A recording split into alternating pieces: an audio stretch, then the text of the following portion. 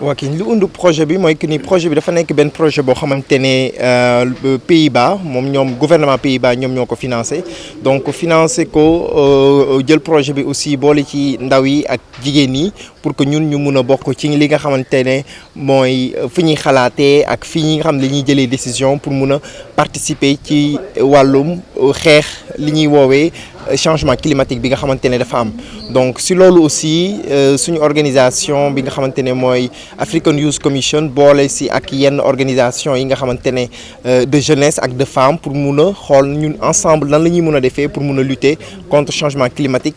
bi nga xamante ne noté nañ ko ci commune Sangalkam bi. ngeen jagleel ko juróom fukki ndaw tànneef bi ak lan ngeen leen di jàngal justement tey jii. waaw ci juróom fukki ndaw yi nga xamante ne moom lañ tànn pour tey jii ñu mun a bokk ci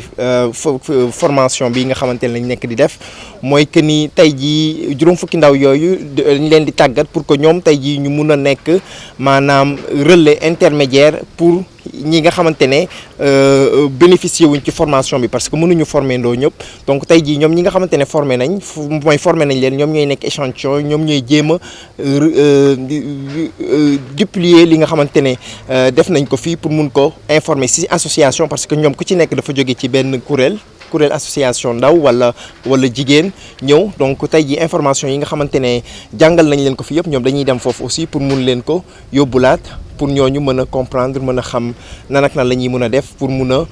indi ay solutions yi nga xamante ne dina stabiliser changement climatique bi. ci ñoom lan lañ war a def justement. waaw ñoom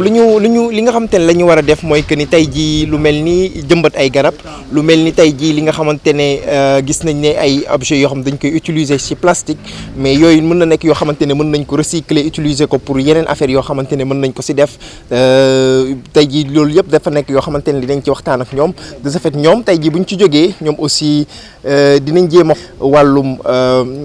liggéey yu mel noonu de sorte que ni tey jii dootoo gisati benn sachet wala ay bouteille ci mbedd yi loolu yëpp dina nekk yoo xam dinañ ko mën a utiliser recycler ko. ndax da ngeen nemmeeku ne loolee dafay am jeexital dafay am lu muy gàllankoor ci wàllu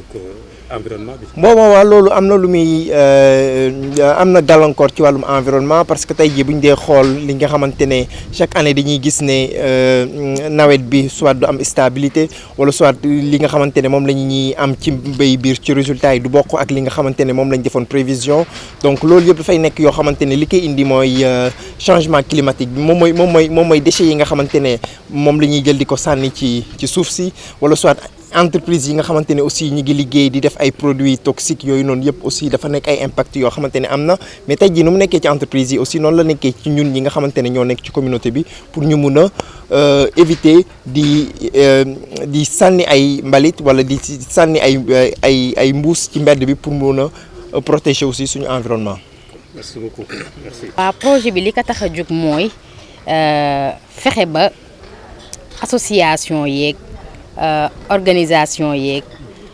entreprise yi bàyyiwuñu benn pàcc ñëpp àndandoo nekk benn mais di wax ak benn kàddu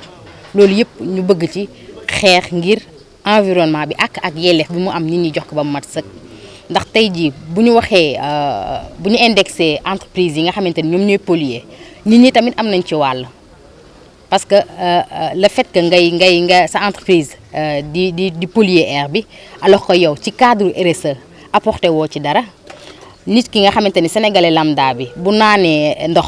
wala mu utiliser dara sànni ci mbedd mi pour moom loolu amul impact ci entreprise ci environnement bi alors que loolu yëpp day impacter gravement ci entreprise bi looloo ñu tax a jug pour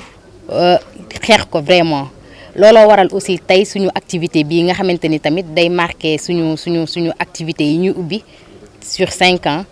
pour mën a fexe ba ku nekk yaa xam nga nekk sénégalais lambda nga bokk ci association nga bokk ci ASC nga bokk ci kuréel bu mu mënti doon ñu woo la defal la formation mais continuer ak yow di la sensibiliser ba nga xam ne que kat yow nit ni muy amee ak yelleef dëkkuwaay yi tamit noonu la amee ak yelleef te buñ ci wastuwul ak tamit dinañ dem ba mu ëpp ñu loxo. yaa ngi doon wax sànq ne bi ngeen di faral di def aussi ñii di def set setal en général dañuy lakk te lakk boobee baaxul mën nga si indi comme xalaat bu ci jëm. waa lakk bi baaxul parce que boo dégloo spécialiste yi sax ci seeni domaine buñ la koy wax lakk bi ñuy lakk day yàq suuf si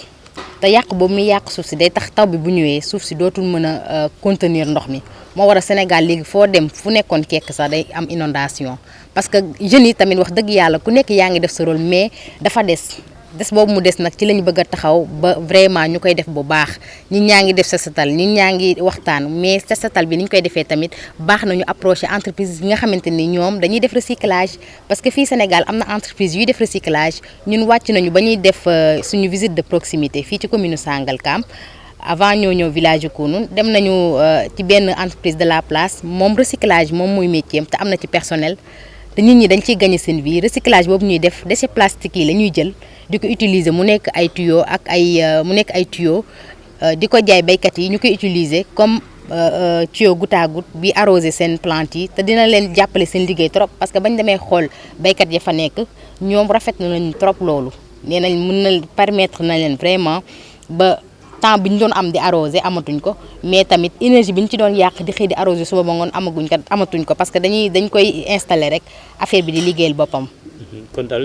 nawloo nga daal nit ñi aussi tamit ñuy def tànn bu baax ci seen i mbalit ràññaatle ko. waaw loolu sax da nga koy gis xëy na ci koñ yi la yegg seegul ci communes yeeg village yi mais yenn entreprise yi boo fa demee dañ lay tegal poubelle bu ñu teg dañ lay wax ni fii plastique nga fi war a dugal fii lekk bu des nga fi war a dugal fii leneen nga fi war a dugal. donc dañ ko répartir de telle sorte que yow mbalit bu nekk am nga foo ko war a dugal te mbalit bu nekk day jëriñ léegi fi Sénégal toll ak fi réew mi toll 21e siècle bi ku nekk xam na ni mbalit nit ñaa ngi ciy liggéey waxuma la objet d'art yi ñu ciy def sax waaye nit ñi ñu ngi ciy def lu raw objet d'art di ci def yoo xamante ni buñ la wanee ni li mbalit la sax da ngay yéemu ci yàlla kon nit ñi bu ñu xamoon loolu dinañ xam ni que mbalit mën nañ ko bañ a lakk mën nañ ko bañ a sànni mais mën nañ ko utiliser d'une autre manière. mais ñu tànn ko. ñu tànn ko waa tànn ko bu baax. Merci. D'où l'unité de coordination et de gestion des déchets solides qui s'occupe de la collecte et de la mise en décharge des déchets au Sénégal. Au sein de nos communautés, de nos quartiers, de nos familles également, la gestion de ces déchets peut se faire plutôt à ce niveau-là. Effectivement, la phase première en termes de gestion des déchets, c'est d'abord la phase de conditionnement. C'est-à-dire une fois que le déchet est produit dans nos maisons, nous devons le conditionner dans des poubelles réglementaires, comme défini par le Code de l'hygiène, le Code de l'environnement. Donc c'est dans ces types de poubelles-là qui permettent non seulement aux déchets de ne pas suinter, donc tout déchet qui est mouillé, mais aussi de ne pas dégager des odeurs. Donc le traitement, la gestion des déchets commence exactement par cette étape-là, avant que le camion ou le charretier vienne le récupérer pour le mettre en décharge à Mbeubeuss. Donc c'est la première phase de la gestion des déchets. Et la dernière phase en termes de gestion des déchets, c'est aller vraiment vers le tri, le recyclage.